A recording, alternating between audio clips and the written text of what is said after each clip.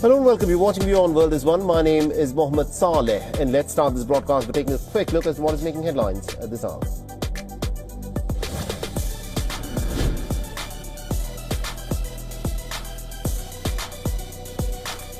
The American President Donald Trump says that he is considering large-scale banking sanctions and tariffs on Russia till a final and a settlement and a ceasefire is achieved.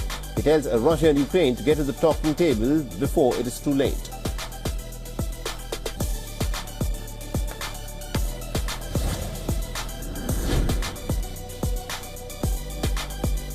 Italy supports extending NATO's Article 5 to Ukraine. The article stipulates that any member that is attacked will be defended by all others. Prime Minister Giorgia Meloni has said that this will extend the same protection that NATO countries currently have to Ukraine as well.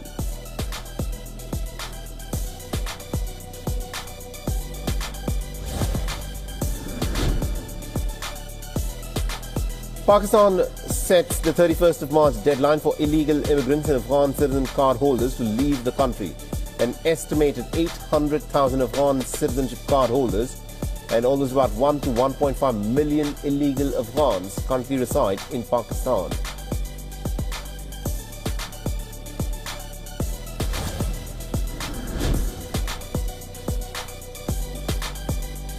The Indian Premier League founder Lalit Modi has filed an application with the Indian High Commission in London to surrender his Indian passport. The Indian government has said that it will pursue the case against him as a citizen of Vanuatu, as he will no longer be a citizen of the Republic of India.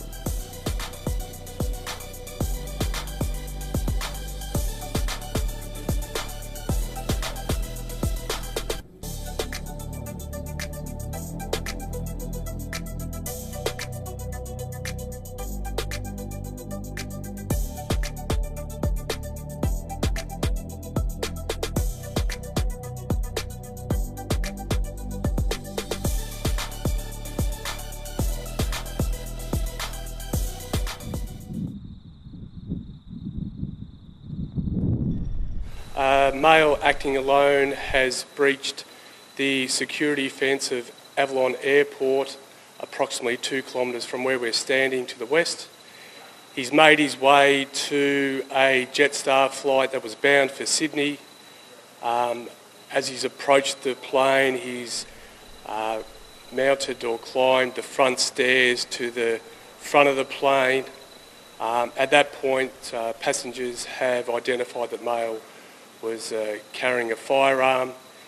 The male was overpowered by 3 of the passengers at least, and shortly afterwards police have arrived and taken that male into custody. No doubt this would have been a very terrifying incident for the passengers of that plane, and Victoria Police truly commend the bravery of those passengers who were able to overpower that male. I believe we have robust security. The young person is in custody. This incident is concerning for members of the public. I commend the work of police and aviation officials in responding to it quickly.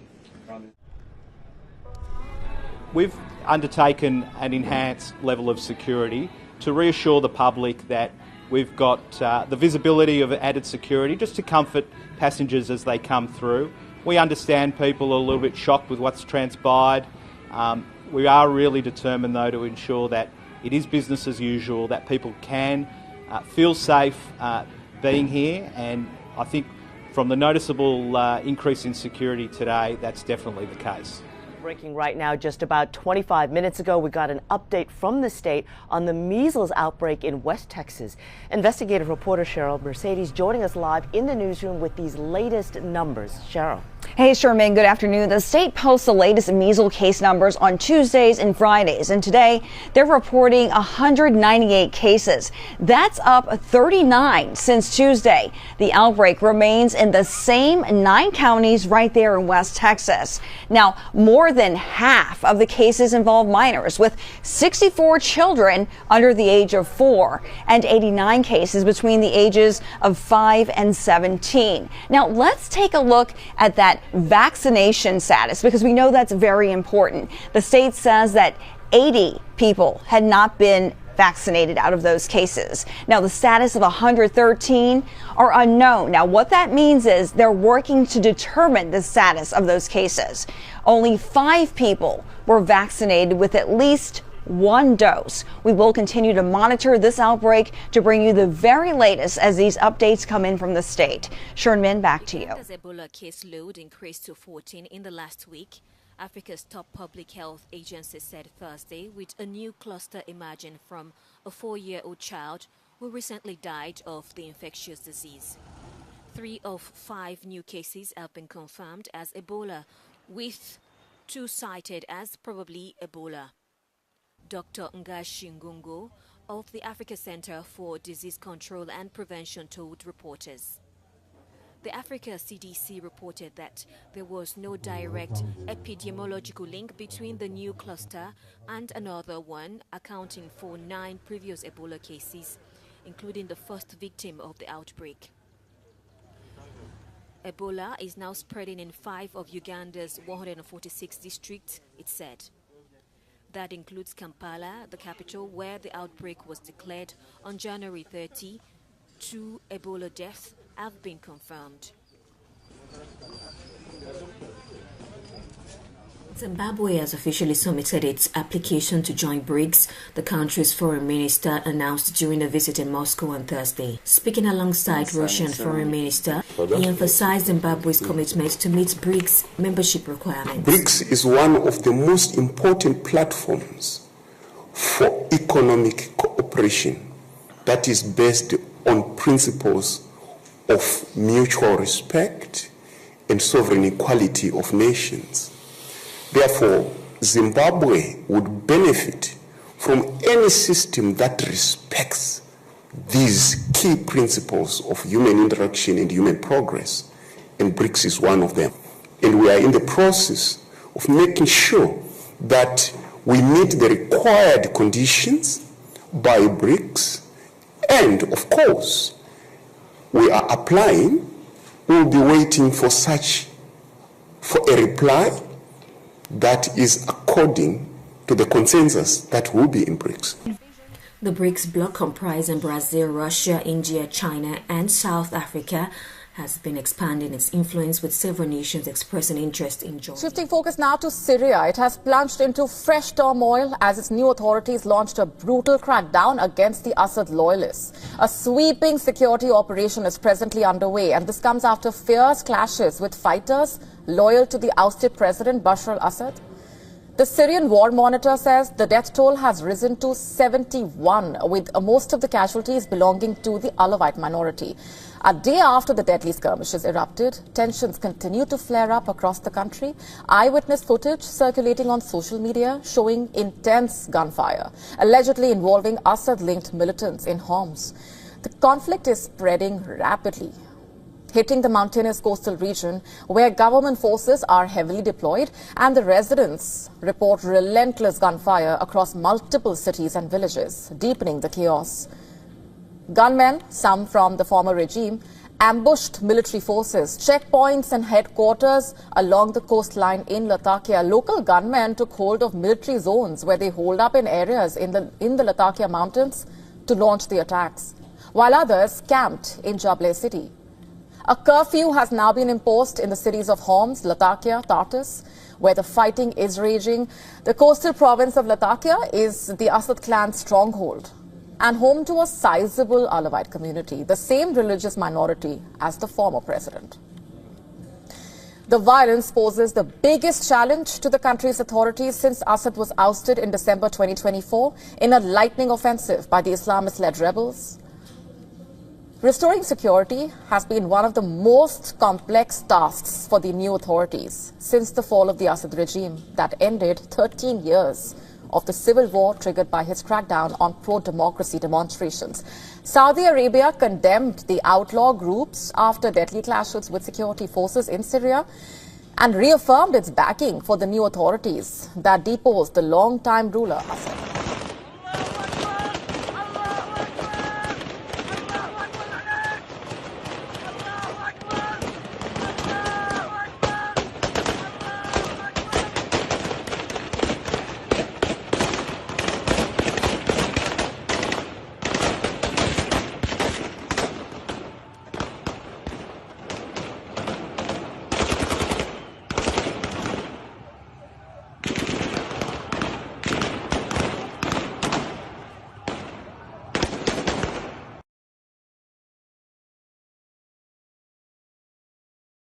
النظام. طبعا هذه الأرتال جاءت بعد الاشتباكات العنيفة والكمائن المتعددة من قبل فلول النظام لدوريات الأمن العام السوري.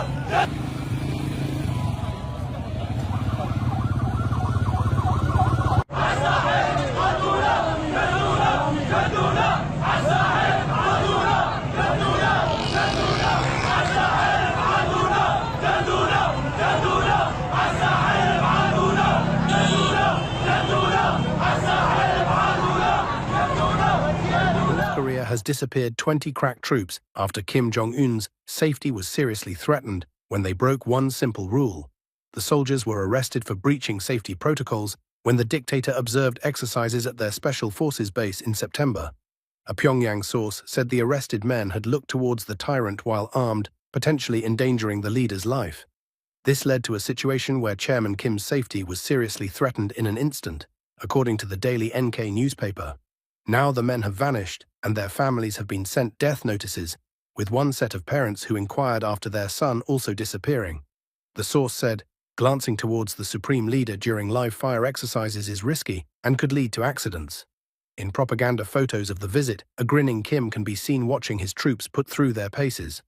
Pictures capture armed men storming a building, taking target practice, and engaged in a shirtless martial arts performance.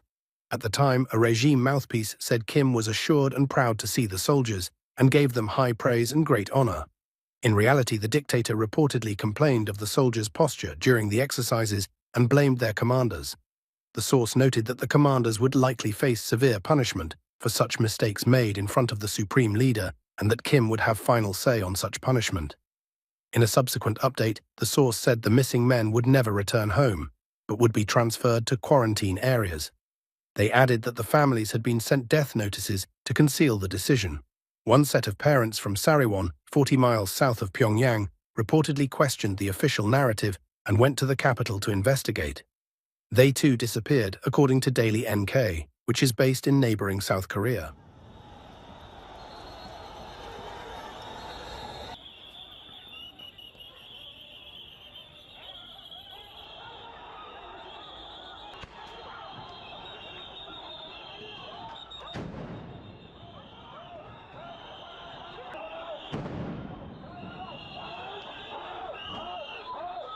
বর্তমান system কখনই হচ্ছে যে আমাদের সার্বভৌমত্ব ফিরিয়ে দিবে না। আবার আমরা দেখতেছি যে আমাদের ভ্যাট ট্যাক্স বাড়িয়ে দিচ্ছে এবং আমরা জানি যে এখন বর্তমানে আমাদের যে সরকার আছে সে হচ্ছে আমেরিকান দালাল এবং সে তাদেরই হচ্ছে যে স্বার্থ রক্ষা করতেছে। আমরা চাই যে আমাদের মুসলিমদের সেই গৌরবোজ্জ্বল 1300 বছরের সেই খিলাফা সিস্টেম ফিরে আসুক, যার মধ্যে সকল ধরনের মানুষ সার্বভৌমত্বের সাথে থাকতে পারে।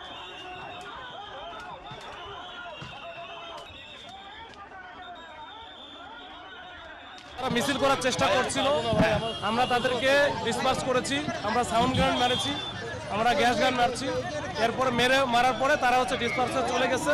এখন পরিস্থিতি একেবারে শান্ত। আমরা গলির অলিগলির ভিতরে যদি কেউ থাকে সেটাও দেখতেছি, বেশ কিছু আটক আছে।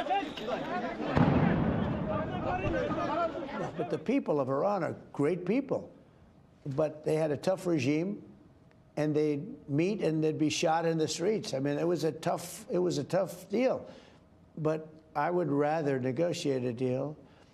I'm not sure that everybody agrees with me, but we can make a deal that would be just as good as if you won militarily. But the time is happening now. The time is coming up. Something's going to happen one way or the other. I hope that Iran, and I've written them a letter saying, I hope you're going to negotiate, because if we have to go in militarily, it's going to be a terrible thing for them. You wrote a letter to the Khomeini, Yes. the leader? When did you send the letter? Yesterday. And you said you better negotiate, or we want you to I didn't negotiate? say you better. I said, Okay. I hope you're going to negotiate, because it's going to be a lot better for Iran. And I think they want to get that letter. The other alternative is we have to do something, because you can't let them have a nuclear weapon. We're doing very well with Russia. But right now they're bombing the hell out of Ukraine. And Ukraine, I'm finding it more difficult, frankly, to deal with Ukraine. And they don't have the cards. They don't have the cards. As you know, we're meeting in Saudi Arabia on sometime next week, early. And we're talking, I find that in terms of getting a final settlement, it may be easier dealing with Russia, which is surprising because they have all the cards. I mean, they're bombing the hell out of them right now. And I put a statement in, a very strong statement. Can't do that. You can't do that. Mr. President, We're trying to help them. And Ukraine has to get on the ball and get a job done. Michael, could you come up here? I see Michael back there. Good, I'm glad. He's traveling all over the world. I just saw him come in the door. Could you give a little definition of what's going on, please? Sure. Well, the president has been crystal clear, and he's been clear to all sides. The fighting has to stop. Both sides need to get to the table. We had a good engagement. Both leaders have said only President Trump could do so, and only he has been able to do so. We had an initial engagement with the Russians. The Ukrainians had a great opportunity to bind our economies together through that mineral deal. Unfortunately, that didn't go so well, but we think we're going to get things back on track. Secretary Rubio, myself, and Ukrainian delegation will be meeting in Saudi Arabia next week to get these talks back on track, get a ceasefire in place, and drive peace home under President Trump's leadership. I think both parties want to settle. I think if I wasn't president, this war would have had no chance of settlement, zero chance. But I think we're going to get it settled and stopped. We got to stop. They're losing on average 2,000 soldiers a week. That's a lot of soldiers. Do you agree, Peter? It's a lot of soldiers on both sides, I agree. Do you, Mr. President, think that Vladimir Putin is taking advantage of the U.S. pause right now on intelligence and military aid to Ukraine? No, I actually think he's doing what anybody else would do. I think he wants to get it stopped and settled, and I think he's hitting them harder than he's been hitting them. And I think probably anybody in that position would be doing that right now. He wants to get it ended, and I think Ukraine wants to get it ended, but I don't see, it's crazy. They're taking tremendous punishment. I don't quite get it, but I suspect, Michael, he probably wants to get it ended. He does, Mr. President. The Russians are taking incredible losses on the front. As the president has said, this is a meat grinder of people, of material, of national treasure, and no one else has any solutions except to let this war continue forever. But I'll add, the president has had multiple conversations and a visit from President Macron of France, Prime Minister Starmer of the United Kingdom. We have the NATO Secretary General coming next week. We have this meeting with the Ukrainians. We've had it with the Russians. All of this in the president's first month in his leadership.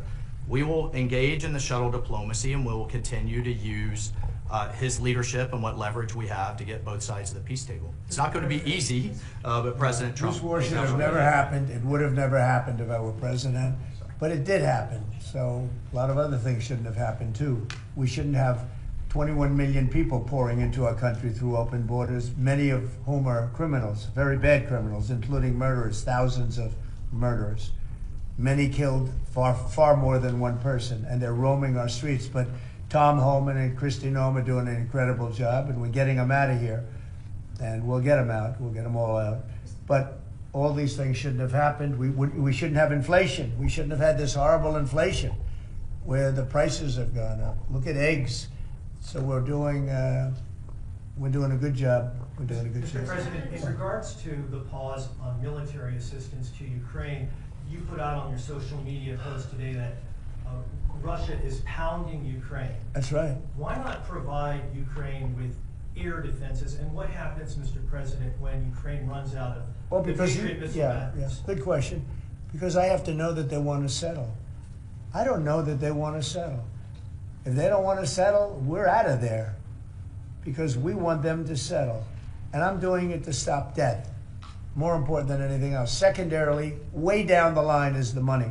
So we're in for $350 billion and Europe is in for $100 billion. They should be in for the same or more than us.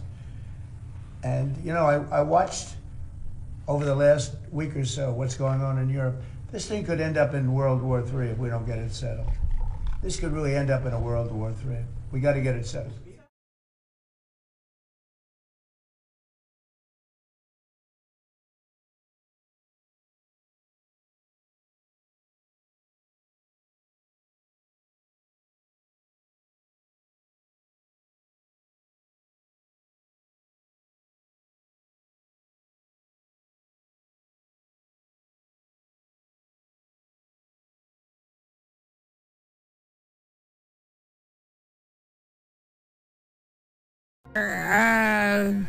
Going to see those winds picking up.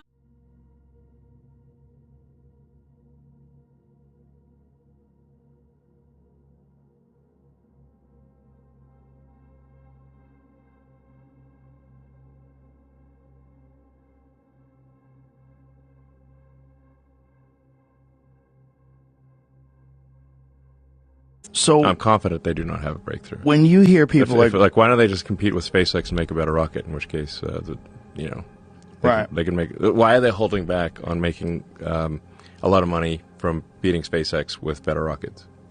My thought was that what if it's just a drone and you can't have a biological entity inside of it because it just bursts from the fucking speed that it's moving at? That a human couldn't tolerate the amount of force. So they're just drones.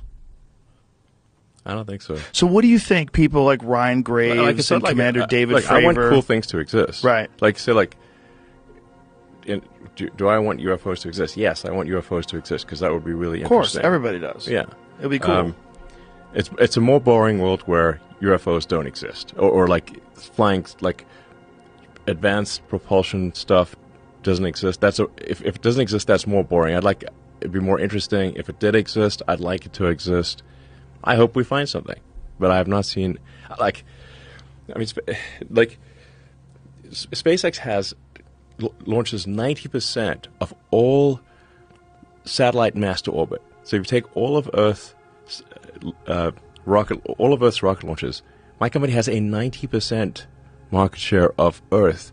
China does about 5%, and the rest of the world does, including the Boeing, Lockheed, and Northrop, and everyone does 5%. So why wouldn't they use this to defeat SpaceX?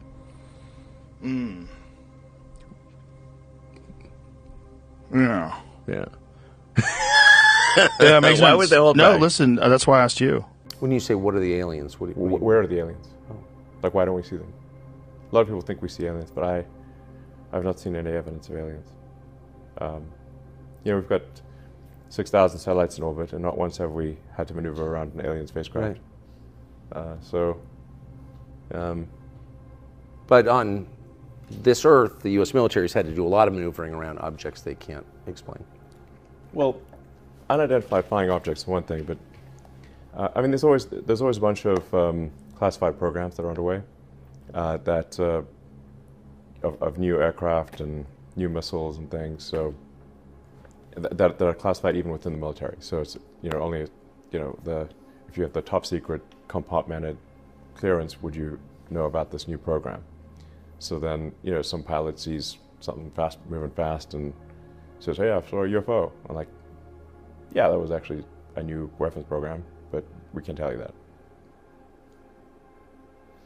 But you can guarantee that the split second I see any evidence of aliens, I will immediately post that on the X platform. And it'll probably be our #1 post of all time. That'll be your biggest day. Yes. For sure. Oh, here's another one right here. You see him? Flying right over our heads. Pointing it right at him. And now he's turning. Yeah. Yeah, you see him? Yeah, it just flashed. I'm lasering at him, and he's curving. Shit. Into the frame came something else. It flew into the frame like this, and it shot a beam of light at the warhead, which is represented by my thumb here. Now, remember, all this stuff is flying at several thousand miles an hour.